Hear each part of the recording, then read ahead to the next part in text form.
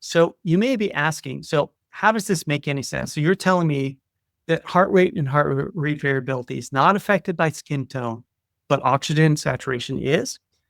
And how does that make sense since heart rate and heart rate variability uses green light, which we know is sensitive to melanin absorption, and SpO2 uses red light, which is theoretically less sensitive to melanin absorption? Well, it all has to do with the derivation of these measures. So while the green PPG signal is indeed diminished by melanin, the pulse rate is determined by the peak of the PPG signal. So this determination is really not that affected much by the amplitude of the PPG signal. And so the beat to beat intervals between these two tone colors may actually not be all that different.